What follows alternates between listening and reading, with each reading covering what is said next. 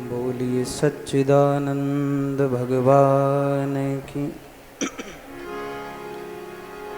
सियावर रामचंद्र भगवान की। श्री शंकर भगवान की। श्री हनुमान जी महाराज की। स्वामी जी श्री रामचरण जी महाराज की। स्वामी जी श्री मुरलीराम जी महाराज की। श्री सद्गुरु देव की। सत्य सनातन धर्म की। सभी संत महापुरुषों की।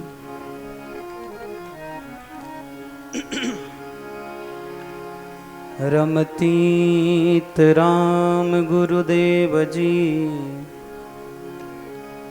पुनित हूँ काल के संत। जिनको राम चरण की बंदन बार अनंत। सुख का सागर राम है, दुख का भंजन हार। राम चरण तजिए नहीं, भजिए बारंबार। लोकाभिरामं रणरंगधीरं राजीवनेत्रं रघुवंशनाथं। कारुण्यरूपं करुणाकरन्तं श्रीरामचन्द्रं शरणं प्रपद्ये। मनोजवं मारुततुल्यवेगं जितेन्द्रियं बुद्धिमतां वरिष्ठं। वातात्मजं वानरयूथमुख्यं श्रीरामदूतं शरणं प्रपद्ये। आपदामपहर्तारं दातारं सर्वसम्पदां। लोकाभिरामं श्रीरामं भूयो भूयो नमाम्यहम्। श्री गुरुचरण सरोज रज निजमन मुकुर सुधारि।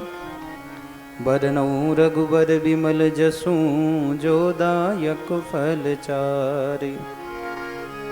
बुद्धिहीन तनु जानिके सुमिरो पवन कुमार। बल बुद्धि विद्या देहु मोहि हरहु क्लेश विकार। गुरुर्ब्रह्मा गुरुर्विष्णु गुरुर्देव महेश्वर। गुरुर् साक्षात् परं ब्रह्म तस्मै श्री गुरुवे नमः। तस्मै श्री गुरुवे नमः। तस्मै श्री गुरुवे नमः।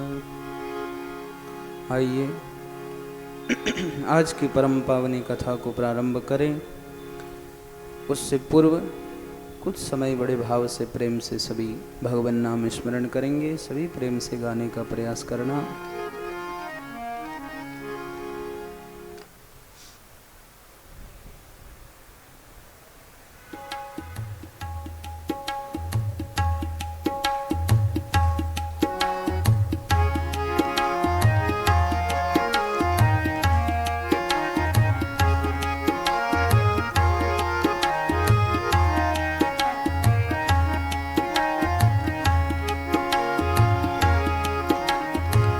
श्री राम जय जय राम। श्री राम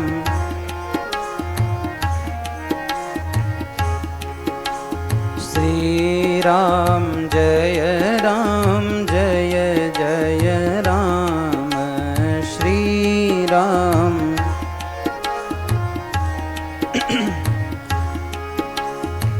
श्री राम जय जय राम। श्री राम जय राम। श्री राम जय जय राम। श्री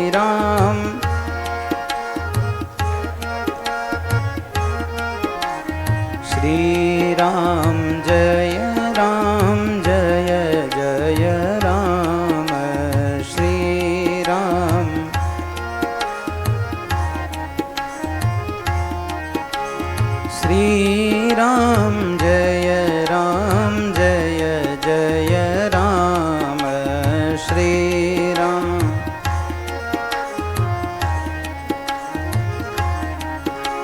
श्री राम जय राम जय जय राम।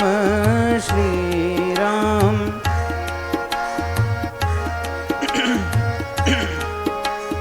श्री राम जय राम जय जय राम। श्री राम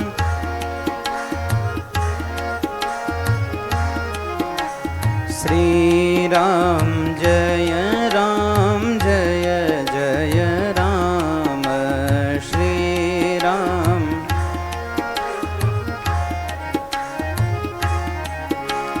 श्री राम जय राम जय जय राम। श्री राम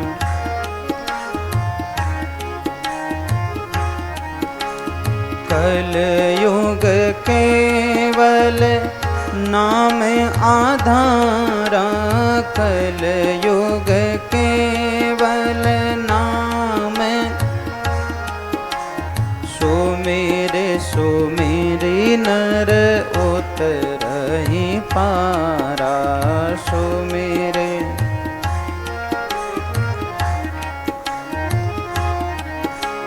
श्री राम जय राम जय जय राम। श्री राम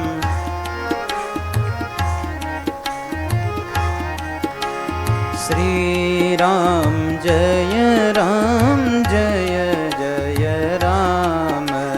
श्री राम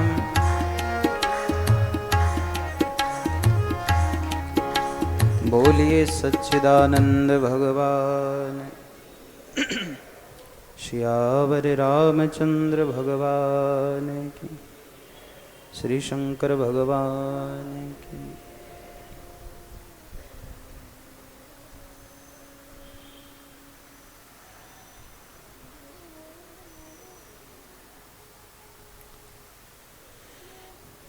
सर्वप्रथम अनंत कोटि आनंद कंद श्री परमपिता परमात्मा के पावन श्री चरणों में आप और हम सभी प्रणाम निवेदन करते हैं।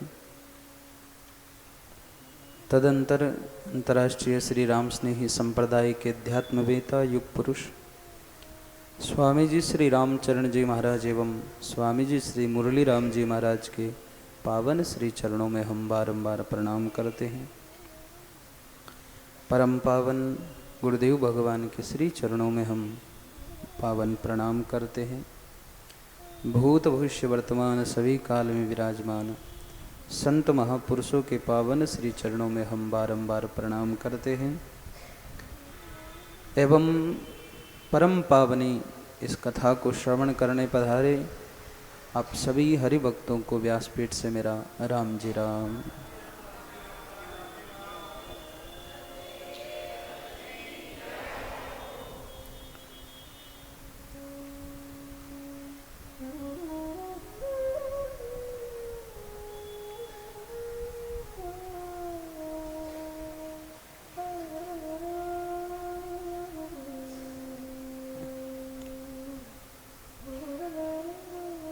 परम पावन भगवान की करुणा कृपा से आप और हम सभी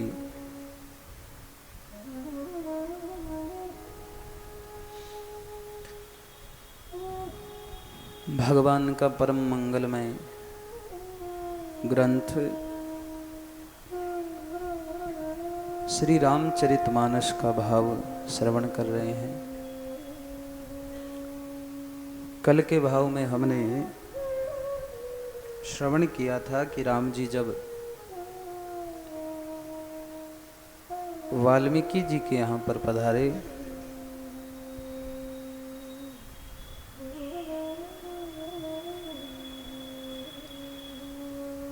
तो राम जी ने वाल्मीकि जी से प्रश्न किए कि मुनिवर मेरे रहने का उचित स्थान बतलाइए। तब वाल्मीकि जी ने लगभग 14 स्थान भगवान के रहने लायक बताए थे।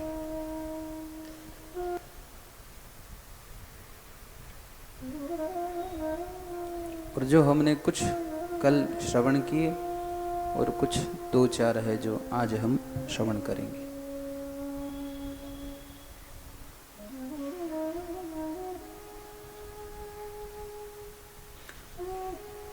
स्वामी सखा पितु मातु गुरु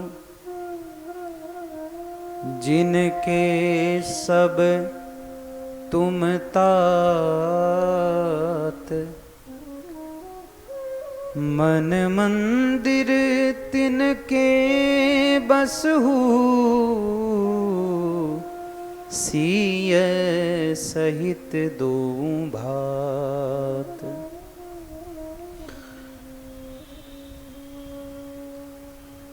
जिनके माता पिता परिवार गुरु सब कुछ जो आपको ही मानते हैं, माने संसार में सब कुछ आपको मानते हैं, उनके मन रूपी मंदिर में हे राम जी आप दोनों भाई सीता जी के संग में निवास करिए। राम जी, लक्ष्मण जी और सीता जी, आप तीनों वहां निवास करिए। जो अवगुणों को छोड़ करके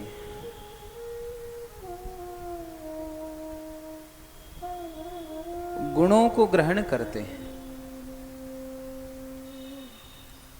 माने अपने की बात नहीं है, दूसरों की। हमारी दृष्टि सब अवगुण ही ढूंढती रहती है, क्योंकि भीतर वहीं भरा है अपने। जो कचरा भीतर है वहीं बाहर निकलेगा। देखो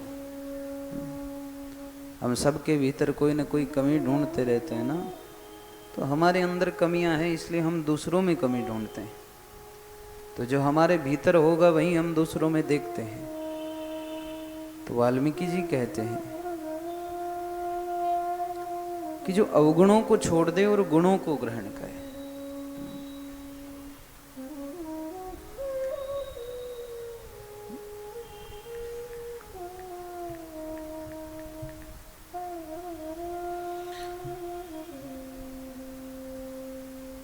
प्राणी मात्र का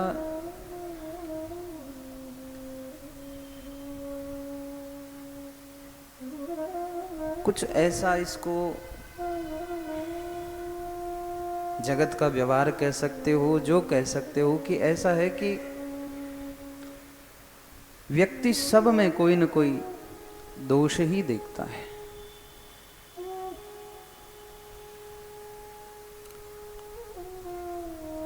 किसी व्यक्ति में गुण दिखाई पड़े तो उसकी चर्चा बहुत कम होती है, और अवगुण दिखाई पड़े तो बहुत जल्दी उसके अवगुण को हम देख लेते हैं, और अवगुणों के साथ में हम उसकी बुराई, उसकी निंदा करना भी शुरू कर देते हैं। लेकिन अगर गुण देखते हैं तो उसकी प्रशंसा बहुत कम ही कर पाते हैं। ये व्यवहार जगत का ऐसा कुछ संबंध है,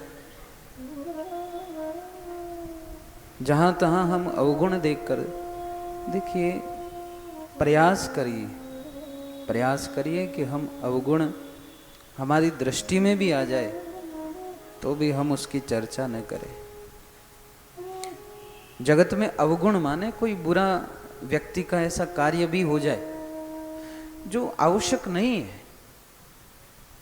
आवश्यक नहीं है समाज में कहना, किसी को कहना तो न कहे।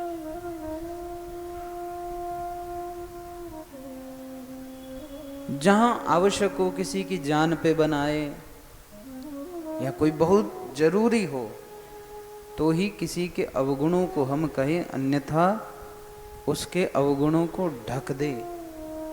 यही भक्ति है।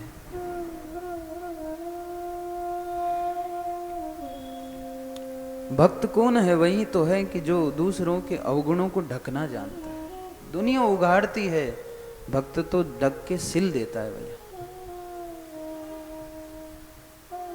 तो जहां तहां हमें अवगुण दिखाए, अवगुण तो दिखेगा। देखो मैंने कहा ना कि एक विधाता निर्दोष रहा, बाकी सब में कोई ना कोई दोष रहा। जगत में सब जगह कुछ न कुछ दोष तो दिखाई पड़ेगा। तो बहुत आवश्यक है उसको स्वयं को कहो। अगर कहना भी पड़े स्वयं को, जगत में जाके चर्चा न करो। हमारा तो स्वभाव ही कुछ ऐसा है कि हम जगत में जाके, क्योंकि रस आता है ना, लोगों को निंदा करने में बहुत रस आता है महाराज। किसी की निंदा करने बिठा दो तो इतना रस आता है कि बोलता जाता है, बोलता जाता है, बोलता जाता है। हाँ आवश्यक है, कहीं पे कोई ऐसी जगह जहाँ पे कहना बड़ा जरूरी है, वहाँ अलग बात है। लेकिन जहाँ जरूरी नहीं है, कोई विशिष्ट व्यक्ति हो कि यहाँ कहना जरूरी, वहाँ पे भी जगत में न कहो, सारी दुनिया में नहीं कहो। वहाँ पे भी कोई मुख्य आदमी को कह दिया जाए, समझा दिया जाए, बस इतना होना चाहिए कि जगत में उसका प्रचार। हमारे तो कुछ ऐसा ही मानव शरीर में पता नहीं क्या है कि जब तक दूसरों को न कहे तब तक चैन नहीं पड़ता। अरे फलाने ने ऐसा कर दिया, वो कर दिया, ये तो ऐसा है, वो तो ऐसा है। क्यों? और क्यों किसी के अवगुणों को हम ग्रहण करें, धारण करें? क्यों? उसकी करनी, उसका कर्म वो जाने, और फिर हम भी वैसे ही हो जाएंगे फिर है? और मैं बहुत विचार करता हूँ कई बार कि मैं जगत के सारे अवगुणों को देख लेता हूँ, लेकिन मैं कभी अपने अवगुणों को देख नहीं पाता। मैं आपसे इसलिए नहीं कह रहा हूँ आप यूं सोचो महाराज हम तो अपनी बात करते हैं भैया, कि जगत में हमें अपने अवगुण दिखाई नहीं देते हैं, जगत में सबके अवगुण दिखाई देते हैं। क्योंकि सृष्टि ऐसी है कि अपना चेहरा अपने को दर्पण में ही देखना पड़ता है, ऐसे चेहरा दिखाई नहीं पड़ता है ना। तो हमारे अंदर भले लाख अवगुण हो, लेकिन दूसरे में जरा सा अवगुण हम देख लेंगे तो अरे ढिंडोरा पीट देंगे वो। हम अगर हम में लेश मात्र भी अवगुण न हो, फिर हम कहे तो माना जा सकता है? हमने कभी जीवन में चोरी न की हो, चोर नहीं है, तो हम दूसरों को शिक्षा देवे कि अरे भाई तूने चोरी की, गलत काम किया, मत कर। लेकिन हम खुद करें और दूसरों को कहे, सिखाएं, तो ये कौन सी बात है? तो बहुत जरूरी है इस बात को समझना। और ये पाप है ना, ज्यादा अवगुणों को देखना, निंदा बुराई करना, ये पाप नहीं है, महापाप है। आप किसी शास्त्र में श्लोकों की शुक्तियां कहीं पर भी नीति पढ़ोगे तो यही आएगा कि हम अधिक अकारण, देखो किसी बात को समझाने के लिए कहना अलग चीज है, और किसी से ईर्ष्या द्वेष करके ये कहना अलग चीज है। इसलिए जितना हो सके निंदा बुराई से बचना ही चाहिए। कोई करता हो तो भी, कई लोग हमारे पास में भी आके निंदा ही शुरू कर देते हैं, फला ऐसा, फला ऐसा। क्यों करना साहब? और साधु के पास जाओ, जीवन में याद रखो कि मत करो। वहां तो फिर पापों की गिनती नहीं होती है, वहां फिर भगवान थोप देते हैं। यहाँ पे जीवन में याद रखो क्यों करना। जगत कैसा है कैसा नहीं है वो साधु भली प्रकार से जानता है, उसको पता है। वो एक भक्ति का निर्माण कर रहा है ना, उसको सब पता है। और बताओ उसके पास रोगी नहीं आएगा तो किसके पास आएगा? हाँ महाराज, डॉक्टर के पास रोगी नहीं जाएगा तो रोगी जाएगा कहाँ, ये बताओ मुझे। एक दिन कोई, बहुत पहले की बात है,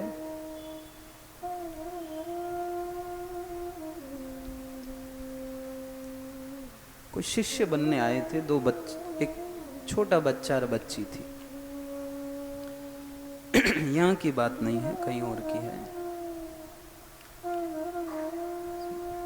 तो वो भी चातुर्मास की बात थी। तो गुरु पूर्णिमा का दिन था। तो आए, मुझसे कहा कि मैंने बच्चों से पूछा कि बच्चों तुम्हारी इच्छा है? मैंने बच्चों से पूछा कि देखो गुरु बनाए तो व्यक्ति के भीतर श्रद्धा होनी चाहिए। मैं तो देखो शिष्य यूं कम ही बनाता हूँ, प्रयास यही करता हूँ कि कम ही बने तो ठीक है ना, क्योंकि भाई फिर शिष्य बनाते हैं तो जिम्मेदारी भी तो बढ़ जाती है ना हमारी,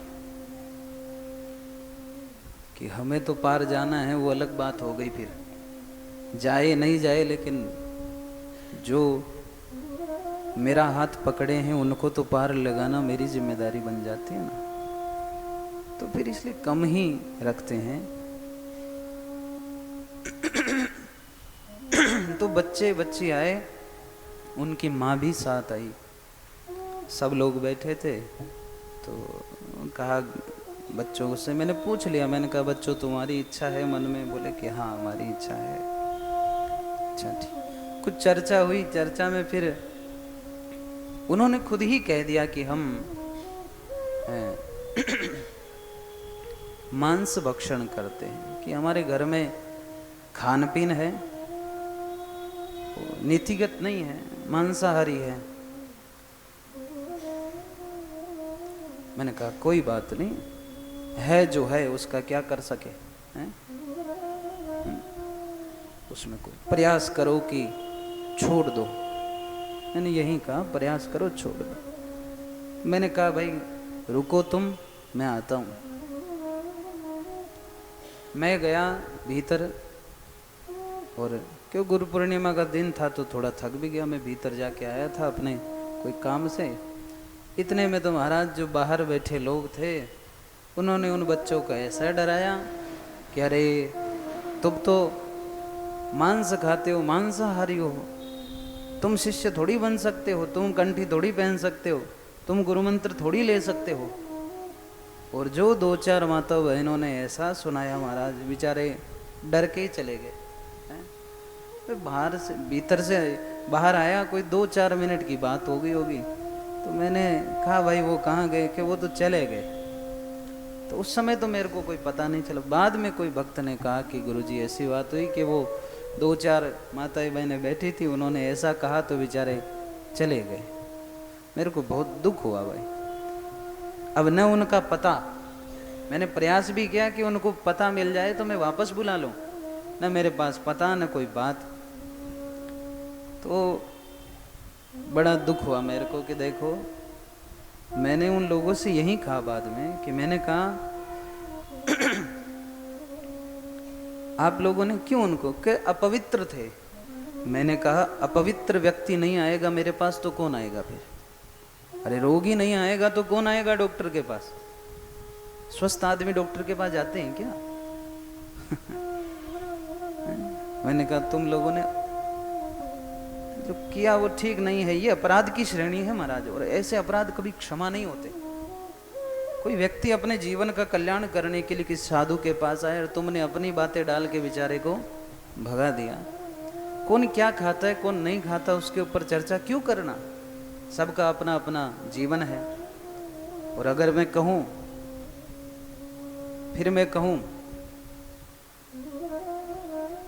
बड़े बड़े ऐसे भजनानंदी महापुरुष भी हुए हैं जिनका भोजन ही मांस रहा है। मैं झूठ नहीं कह रहा हूं, बिल्कुल आप पढ़ सकते हो, है ना। तो भागवत इच्छा से कहीं का भोजन ही वो है तो उसको क्या करोगे आप? है? आप उधर इधर साउथ क्या कहते हैं उधर, तो उधर चले जाओ आप। है? स्वामी विवेकानंद, स्वामी रामकृष्ण परमहंस, मां काली के इतने बड़े भक्त थे, उनका भोजन आप जाके टटोल लो, देख लो। तो जिनकी जीवन शैली में वो है तो उसको तो हाँ, जीव मरते हैं, अपने तो हिंसा होती है, अपन हिंसा के खिलाफ है, लेकिन कोई व्यक्ति आएगा तो सही ना, शरण में तो आएगा, वो उस रास्ते तो चलेगा। तो मेरे को बात याद आ गई, इसलिए मैंने कहा जीवन कि इस प्रकार से हम दोष देखते हैं, भला ये फला, अरे काहे को। जीवन में साधु के पास आओ तो अच्छी बात कहने का प्रयास करो, अच्छी वस्तु है? और मैंने फिर कहा, मैं फिर कहता हूं, अगर विवेकी है, साधु विवेकी है ना, विवेक वाला है, तो सब जानता है कि कौन कैसा है, अच्छा है, बुरा है। वो साधु नहीं देखता, वो तो व्यक्ति को देखता, हाँ भाई आओ, तुम भगवान के लिए आए हो, बैठो भगवान की चर्चा करो।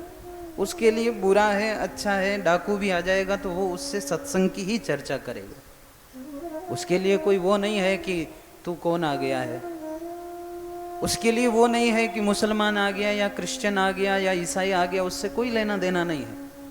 उसके पास कोई आया है तो अच्छी राह ही बताएगा। उसके मन में लेश मात्र भी धर्म का भाव नहीं आएगा कि ये हिंदू नहीं है, ये मुसलमान है, उसके मन में नहीं आएगा। जो साधु है उसके मन में आ ही नहीं सकता कि कोई शरण में आया है। अरे भगवान भी राक्षसों के कुल से विभीषण जी महाराज आए थे। जब राक्षस कुल से आए हुए विभीषण जी महाराज को भगवान ने स्वीकार किया है, तो हम तो मनुष्य है ना। तो कहने का भाव ये है कि जीवन में पर दोष देखकर पर निंदा हम जो शुरू कर देते हैं, इनसे बचना चाहिए भैया। हम बहुत सत्संग सुनते हैं, भगवान का नाम बहुत सुनते हैं, लेकिन फिर भी पर निंदा में लगे हैं, पर दोषों को देखने में लगे हैं। फिर हमारा कल्याण कहाँ से होगा?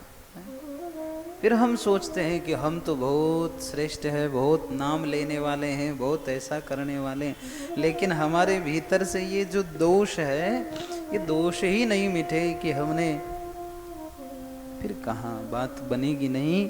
इसलिए जीवन में प्रयास करिए। मेरा तो यही कहना है, प्रयास करो कि हम अच्छा करें, प्रशंसा करें, पर निंदा न करें, पर दोष न देखें। घर में भी रहते हो ना, तो मैं बाहर की बात नहीं कर रहा हूं कि बाहर ही है ये वस्तु, घर में भी है ना, सब जगह है, पूरे जीवन में हमारे लागू होती है। दोष दिख भी जाए तो उसे ढकने का प्रयास करो, उजागर करने का प्रयास न करो कि सब जगह जाके कह दिया ये फला फला, नहीं। और कभी हम सोचते हैं कि अरे, कभी कभी हम सोचते हैं ऐसा कि हम नहीं कहेंगे तो पता कैसे चलेगा। विधाता की करनी में ऐसा ही लिखा होता है कि जो होना है सो हो जाता है। अभी सुबह की एक घटना बताता हूं मैं आपको, जीवित जागती घटना। मैं रसोई में पानी गर्म कर रहा था, तो लाइट लगाई तो ऊपर एक जानवर होता है वो उड़ने वाला है ना, ऐसा। तो छोटा सा एक जीव था, वो उड़ रहा था। तो मैंने सोचा बेचारा लाइट के कारण से ये लाइट से चिपक रहा है, तो लाइट को बंद करी, मैंने बाहर की लाइट लगाई। मैंने कहा बाहर की लाइट अंधेरा है तो बाहर की लाइट लगेगी तो बाहर जाएगा। तो मैंने बाहर की लाइट लगाई और बाहर गया भी सही। तो बाहर वाली अचानक लाइट के जैसे ही वो पास में गया, उधर से एक छिपकली आई, सीधी मुंह में खा गई उसको। मैंने सोचा बेचारा अच्छा खासा अंदर बैठा था, मैंने बाहर निकाला सो। फिर मैंने कहा कि हो ही सो ही जो राम रची, कि देखो वहां ठीक बैठा था लेकिन इसकी मृत्यु वहां लिखी थी। अपनी भी ऐसी दशा है ना, अपनी भी ऐसी ही दशा है, जहां जिस समय जो होना है होके तो रहेगा। हम कभी सोचते कि हम नहीं कहेंगे तो कौन करेगा, ये व्यर्थ की चिंता है। भगवान ने जिसके कर्म में, जिसके संबंध में जो लिख दिया है, आप नहीं कहोगे तो भी होगा। ठीक है, तो मेरे को एक इस पर बड़ी बात याद आती है कि एक बार कोई सभा हो रही थी, तो उस सभा में बहुत सारे लोग आए हुए थे, यमराज आए हुए थे, गरुड़ जी आए हुए थे।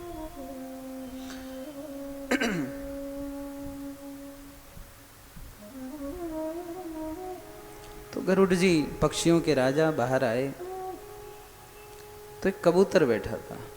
उस कबूतर को देखा, तभी यमराज जी अपने भैंसे पर सवार होके बाहर आए और उन्होंने भी उस कबूतर को देखा और हंस दिए।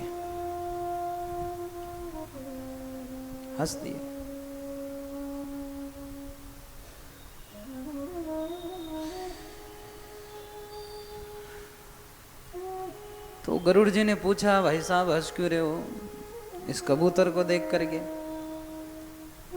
कबूतर भी घबराया कि यमराज ने देखकर मेरी तरफ हंसा है, लगता है कि मेरी मौत आने वाली है। यमराज देख के हंसे। तो गरुड़ जी ने पूछा, भाई क्या बात है, क्यों हंसे इसको देख के? क्योंकि हम राजा है पक्षियों के, ये हमारी प्रजा है, बताओ। यमराज ने कहा, महाराज इसकी मौत आने वाली है। गरुड़ जी ने कहा, इसकी मौत आने वाली है? कबूतर गरुड़ जी के क्षण में आ गया, महाराज रक्षा करो, रक्षा करो, आप तो हमारे राजा हो, मुझे अभी नहीं मरना है, मेरी रक्षा करो। गरुड़ जी ने कहा, यमराज जी अब इसको कोई मार नहीं सकता। यमराज ने पूछा, कैसे? बोले बस देखते जाओ। गरुड़ जी ने उस पक्षी को अपने पीठ पे बिठाया और इतने तीव्र वेग से ले गए, तीव्र वेग से ले गए कि कुछ ही क्षणों में, गरुड़ जी की गति बहुत सूर्य से भी तेज गति है, प्रकाश से भी तेज गति गरुड़ भगवान की। क्षण भर में तो हजारों किलोमीटर दूर ले जा करके उस पक्षी को बिठा दिया और एक पेड़ की तने में, पेड़ के तने कहा कि भैया तू यहां बैठ, चिंता मत कर। और कुछ ही क्षण में उड़कर वापस गरुड़ जी आ गए। गरुड़ जी ने यमराज से कहा, यमराज जी ऐसे हैं, अब चिंता मत करो। बोले क्या हुआ? बोले होना क्या था, मैं उसको ले गया और इतना दूर फलानी फलानी जगह एक पेड़ के ऊपर मैंने उसको ले जाके बिठा दिया। ये यमराज जी फिर हंसे। अब क्यों हंसे? अरे महाराज भगवान की लीला बड़ी न्यारी है। अरे क्या न्यारी है, सच सच कहो। महाराज मैं आया था ना बाहर, तो मैं यही सोच रहा था कि ये जो पक्षी है, ये कबूतर है, इसकी मौत यहाँ से हजारों किलोमीटर दूर उस पेड़ के ऊपर लिखी हुई है। मैं यही सोच रहा था कि भगवान की कैसी लीला है कि कुछ देर में ये मरने वाला है, तो ये पक्षी उड़ करके हजारों किलोमीटर दूर कैसे जाएगा? ओहो हो, अब पता चला कि इसकी मौत के पीछे तो आप हो। अरे मैं कैसे? बोले आप ही उसको मृत्यु के स्थान पर छोड़ के। गरुड़ जी घबराए कि मुझे पाप, यमराज ने कहा कोई पाप लगने वाला नहीं है, ये आपका है ही नहीं, ये तो विधाता ने जो लिख रखा है ना, वैसे ही। तो वो पक्षी वहां पहुंचा, पेड़ पर बैठा था, सोच रहा था, निश्चिंत हो गए। उसी समय एक बहेलिया आया और उसको मार दिया।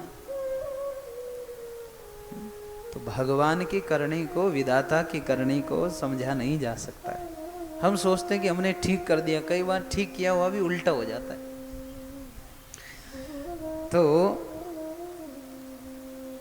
वाल्मीकि जी यही कह रहे हैं कि दूसरों के हम जीवन में अवगुणों को देखकर हम ये चर्चा करें कि हम जगत में बताएं तो भला होगा, ऐसा कुछ नहीं। प्रयास कीजिए कि जो बात है वो सरलता से अगला व्यक्ति समझ जाए और दो व्यक्तियों के बीच में बात सीमित रहे, ये प्रयास कीजिए। कोई अगर अवगुणी भी है, कोई बुरा भी कर रहा है, तो दो चार व्यक्तियों के भीतर वो बात सीमित रहे, सारे जगत में उस बात का प्रचार न बने, ये प्रयास कीजिए। क्योंकि सब में कोई ना कोई दोष है भैया, है ना, सब में है। कोई कहे कि मुझ में नहीं है तो हो ही नहीं सकता, सब में है।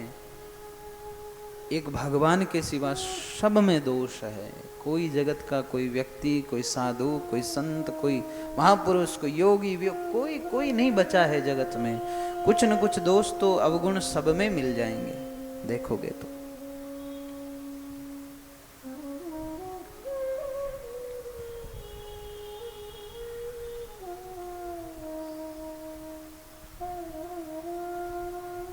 वेद शास्त्र का महापंडित ज्ञानी रावण था, पर था अभिमानी।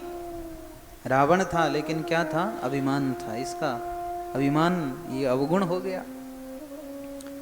और उसने शिव का भक्त भी सिया चुरा कर, शिव का था भक्त और जगत जननी मां जानकी का अपहरण कर लिया।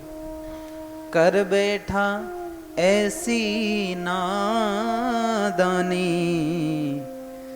और राम से हरदम रोष रहा, सब में कोई ना कोई दोष रहा। वो रावण महापंडित, वेद शास्त्र, रावण महापंडित था, बहुत ज्ञानी था रावण। लेकिन ऐसे ज्ञानवान व्यक्ति ने भी कितना है जगत में। तो युधिष्ठिर जी के लिए कहते हैं, एक भजन का भाव है, ये सुना रहा हूं केवल आपको। तो युधिष्ठिर जी थे, युधिष्ठिर धर्म पुत्र, धर्म का पुत्र क्या, धर्म ही कहते हैं। स्वयं धर्मराज ही युधिष्ठिर। तो ऐसे धर्मराज युधिष्ठिर उस समय एब जुए का भारी, उन्होंने क्या खेला? जुआ खेला। जुए में सब कुछ हार गए। भरी सभा में द्रौपदी की भी चीखे सुनकर धर्म पुजारी, बेबस और खामोश रहा, सब में कोई ना कोई दोष रहा। अरे भरी सभा में द्रौपदी की लाज लज्जा, उसकी इज्जत उछाली जा रही थी। धर्मराज युधिष्ठिर अपने नयन, अपना मस्तक नीचे करके बैठे थे। धर्मराज, धर्म का पालन करने वाले व्यक्ति हैं? तो कुछ न कुछ अवगुण तो सब में होता है, सब में होता है, हम में, तुम में, किसी में। विश्वामित्र जी महाराज कितने बड़े श्रेष्ठ मुनि थे। राम जी का इन्होंने इतना सब किया है। तो अब देखिए, विश्वामित्र ने तब की कमाई और मेनका अप्सरा पे थी लुटाई। ऐसे ब्रह्मज्ञानी होकर भी मेनका अप्सरा पे महाराज मोहित हो गए। तो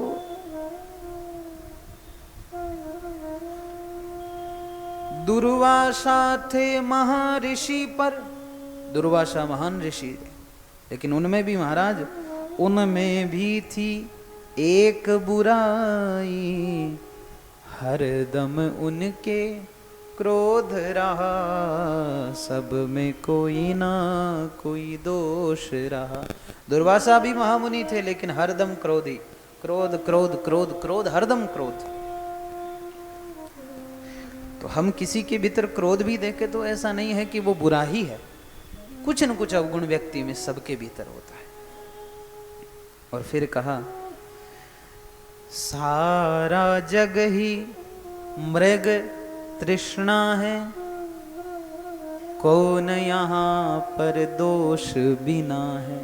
सारा जग, जगत में सब कोई न कोई दोष लेकर बैठे हैं, कौन यहाँ पर दोष बिना है। और नत्था सिंह में दोष हजारों, जो लिखने वाले हैं कवि, वो कह रहे हैं कि मुझ में नत्था सिंह में दोष हजारों, जिनके सबका दोष गिना है। लिखने वाला कह रहा है मुझ में भी दोष बहुत है, इसीलिए तो इस दोष के कारण से मैंने सबका दोष गिना। विश्वामित्र जी का गिन लिया, दुर्वासा जी का गिन लिया, युधिष्ठिर जी का गिन लिया, रावण का गिन लिया। ये मैंने दोष गिने हैं, तो मुझ में भी ये दोष ही है। कि नत्था सिंह में दोष हजारों, जिसने सबका दोष गिना है, फिर वो भी कहाँ निर्दोष रहा है? फिर वो कहाँ से निर्दोष हो गया? जिसने सबके दोष गिने हैं वो भी तो दोषी है, ये भी तो अवगुण ही है। तो कहा फिर सब में कोई न कोई दोष रहा, बस एक विधाता निर्दोष रहा। बस एक भगवान निर्दोष है, उनमें किसी प्रकार का अवगुण नहीं है, वो गुणवंता है, वो गुणवान है। बाकी जगत में सब जगह आपको दोष अवगुण देखने को मिल ही जाएगा। इसलिए ठीक है, तो जीवन में ये याद रखिएगा कि हम देखें, चाहे वो गुरु हो, चाहे वो अपने माता पिता हो, चाहे वो कोई साधु सन्यासी हो, चाहे जगत में मित्र हो, चाहे पत्नी हो, चाहे पति हो, चाहे भाई हो, चाहे बहन हो, कोई जगत का इष्ट मित्र व्यक्ति हो, है ना, तो कुछ न कुछ तो किसी न किसी में अवगुण अपने को मिल जाएंगे। लेकिन हमारा प्रयास ये रहे कि हम उनके अवगुणों को न देखें, उनके अवगुणों को स्वीकार न करें, उनके अवगुणों की ज़्यादा चर्चा हम न करें। इसलिए तो यहाँ वाल्मीकि ऋषि ने जो बात कही कि जो अवगुणों को छोड़कर सबके गुणों को ग्रहण करते हैं, ये मैं तो कह नहीं रहा, ये वाल्मीकि ऋषि कह रहे। अवगुण तजी सबके गुण गहही, विप्रधेनु हित संकट सही। जो अवगुणों को छोड़कर सबके गुणों को ग्रहण करते हैं, जो गौ और ब्राह्मण के लिए संसार का हर एक संकट सह जाते हैं, और राम जी के भक्त जिसे प्यारे लगते हैं, राम भगत प्रिय लाग ही जेही, उनके हृदय में आप सीता जी के साथ में निवास करिए।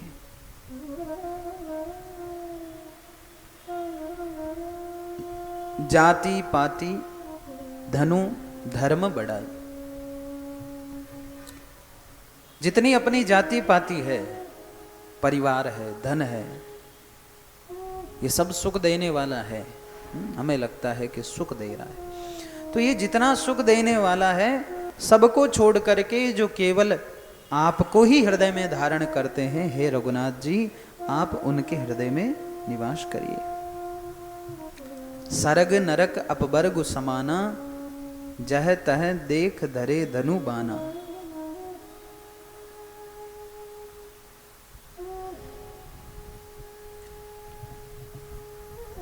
जिनकी दृष्टि में स्वर्ग और नरक बिल्कुल समान है, कोई भेद नहीं है, न स्वर्ग में भेद है न नरक में भेद है, वो व्यक्ति सब जगह आपको ही देखता है, आपको ही ध्याता है। जो कर्म से, वचन से और मन से आपका दास है, राम जी आप उनके हृदय में डेरा डाल लीजिए। डेरा माने सब प्रकार से वहीं रह जाइए। और कहा जाहि न चाहिए कबहु कछु, तुम तन तुम सन सहज सनेहु, बस हूँ निरंतर तासु मन, सोरावुर नीज गेहूं। जिसको कभी कुछ भी नहीं चाहिए, जिसका आपसे स्वाभाविक प्रेम है, प्रेम माने स्वाभाविक है, आपसे ही प्रेम है, आपसे कुछ चाहिए नहीं, आप उनके हृदय में, उनके मन में आप हमेशा निवास कीजिए, वह आपका अपना ही घर है। इस प्रकार वाल्मीकि जी ने राम जी को घर दिखाए। राम जी के मन को सब घर अच्छे लगे। बचन सप्रेम राम मन भाए, राम जी को सब भाया। फिर मुनि ने कहा कि हे स्वामी, अब मैं आपके लिए यहाँ के लिए सुखदायक आश्रम कहता हूँ। तब निवास स्थान बतलाते हैं कि चित्रकूट गिरि करहूँ निवासों। आप चित्रकूट पर्वत पर निवास कीजिए। सुहावना पर्वत है, आपके लिए सब प्रकार से सुविधाजनक है, सुंदर वन है राम। और करी केहरी मृग बिहग बिहारो, हाथी सिंह हिरण और पक्षियों का विहार स्थल है वो चित्रकूट। सुंदर चित्रकूट की यहाँ पर प्रशंसा की है। तब राम जी लक्ष्मण जी ने और सीता जी ने मंदाकिनी में आकर के स्नान किया है। राम जी ने लक्ष्मण जी से कहा कि भैया यहीं पे व्यवस्था करो, ये अच्छा घाट है, यहीं ठहरने की व्यवस्था हुई। तब लक्ष्मण जी ने पयस्वनी नदी के उत्तर के ऊंचे किनारे को देखा और इसके चारों ओर धनुष के जैसा एक नाला फिरा हुआ है।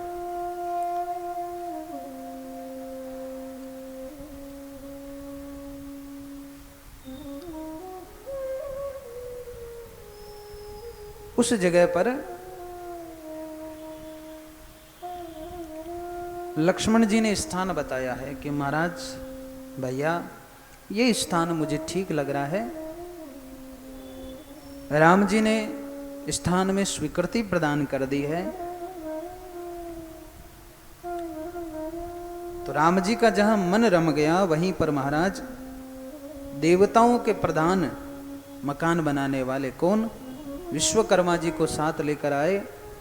सब देवता कोल भीलों के वेश में आए। उन्होंने दिव्य पत्तों और घासों का सुंदर घर बना दिया है, झोपड़ी बना दी है और ऐसी सुंदर कुटिया बनाई कि जिसका वर्णन नहीं किया जा सकता। गोस्वामी जी कहते बरनिन जाई मंजु दुई साला, एक ललित लघु एक विशाला। दो झोपड़ियां बनाई है, एक बड़ी है एक छोटी थी। लक्ष्मण जी जानकी सहित राम जी सुंदर घास के उस घास फूस के घर में निवास करते हैं, शोभा पाते हैं। गोस्वामी जी तो कहते सोह मदनु मुनि वेश जनु रति ऋतुराज समेत। ऐसा लग रहा है मानो कामदेव मुनि का वेश धारण करके अपनी पत्नी रति और वसंत ऋतु के साथ सुशोभित हो रहे हैं। ऐसे राम जी सीता जी लक्ष्मण जी वहां पर शोभायमान है। देवता नाग किन्नर चित्रकूट में आए। राम जी ने सबको भाव से आनंदित किया है। देवता अपने नेत्रों का लाभ पाकर प्रसन्न हो गए। देव समाज ने आकाश से राम जी पर, लक्ष्मण जी पर, सीता जी पर पुष्प वर्षा की है।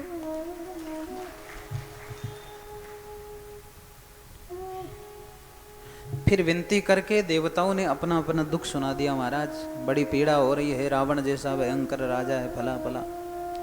और फिर दुख सुना करके कह दिया महाराज उसको मारना भी है, ध्यान रखना। और फिर अपने अपने स्थान पर सारे देवता लौट आए। चित्रकूट में राम जी बसे हैं। जिन जिन लोगों ने समाचार सुने हैं तो अनेक मुनि संत थे, वो सब राम जी के दर्शन करने के लिए आने लगे। मुनिगण आते हैं तो राम जी मुनियों को अपने हृदय से लगा लेते हैं। मुनिगण राम जी को आशीर्वाद भी देते हैं, भगवान को आशीर्वाद देते हैं। भगवान की लीला ऐसी। और संतों से आशीर्वाद ग्रहण करते हैं भगवान। राम जी को जिस हेतु से राम जी ने जन्म लिया है उस हेतु से महाराज उस कार्य को सफल करने के लिए आशीर्वाद भी प्रदान करते हैं। मुनि की मंडली को विदा किया है।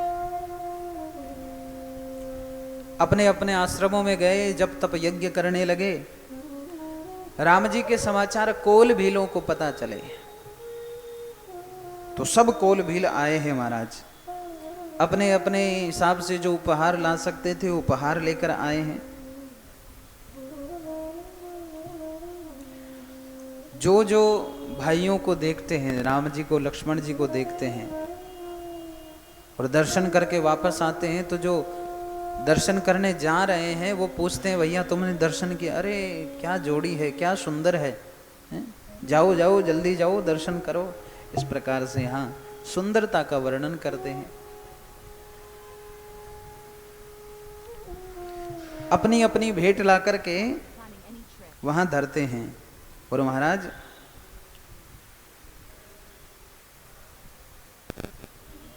राम जी और लक्ष्मण जी सीता जी को देख करके जितने सारे वहां दर्शनार्थी जाते हैं सब महाराज आनंद में परावैश हो जाते हैं। सबके आंखों से अश्रुधारा बह निकलती है कि भगवान की कितनी कृपा है जो जंगल में दर्शन देने के लिए आ गए।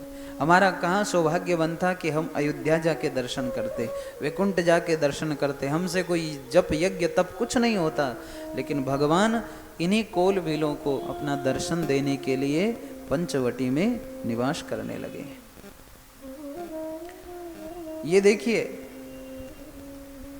एक बड़ा सुंदर यहाँ भाव है। गोस्वामी जी कहते हैं कोल भील इत्यादि है ना, ये सेवक जाते हैं राम जी से जब भेंट करते हैं, मिलन करते हैं, दर्शन करते हैं, तो राम जी से कहते हैं ये लोग कि देखो आप जंगल में रहते हो ना, तो रहो तो डरना मत, हम है, हम लोग हैं। भगवान से कह रहे हैं कि हम लोग हैं, आप घबराइएगा नहीं, डरिएगा नहीं। हाथी आएगा तो हाथी से आपकी रक्षा हम करेंगे, सांप अगर आ गया तो सांप से रक्षा करेंगे, बाघ आ गया तो बाघ से भी हम रक्षा करेंगे, चिंता मत करो।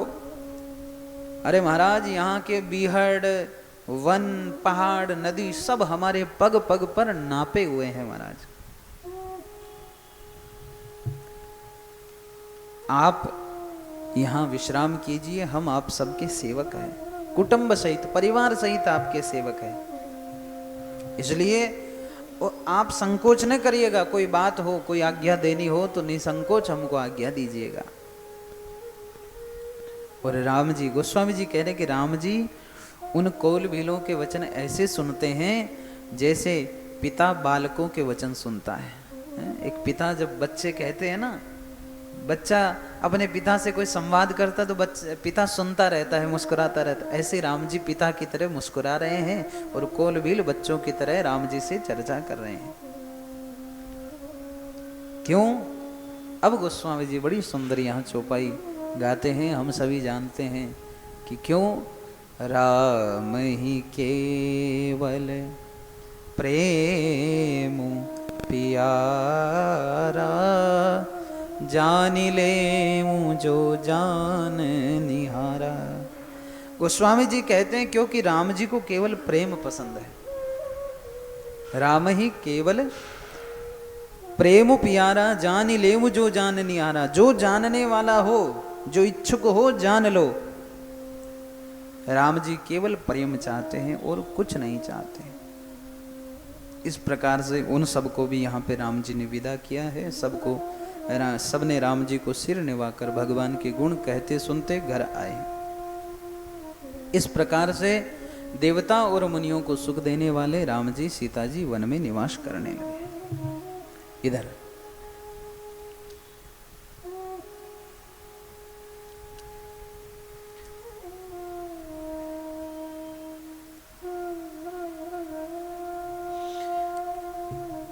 निषाद राज गुह्य राम जी को छोड़ करके उधर से वापस जब लौटे हैं, कहां पर? श्रृंगवेरपुर में, अपने राज्य में। क्योंकि राम जी को पहुंचाने गए थे निषाद राज, तो सब प्रकार से सुख पहुंच गया कि राम जी निवास करने लगे हैं। तो अब ये यहां से वापस लौटे। तो अब गोस्वामी जी महाराज कहते, सुनहु सुमंत्र अवध जिमी आवा।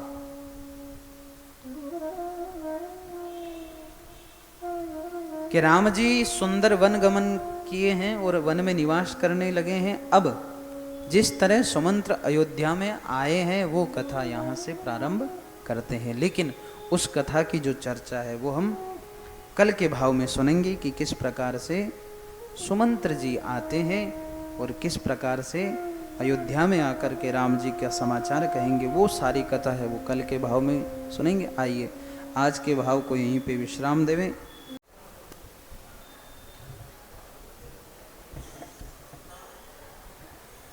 बोलिए श्यावर रामचंद्र भगवान की, श्री शंकर भगवान की, स्वामी जी श्री रामचरण जी महाराज की, स्वामी जी श्री मुरली राम जी महाराज की, सद्गुरु देव की, सत्य सनातन धर्म की, हरे राम राम राम हरे हरे, हरे कृष्णा कृष्णा कृष्णा हरे हरे। राम जी राम महाराज।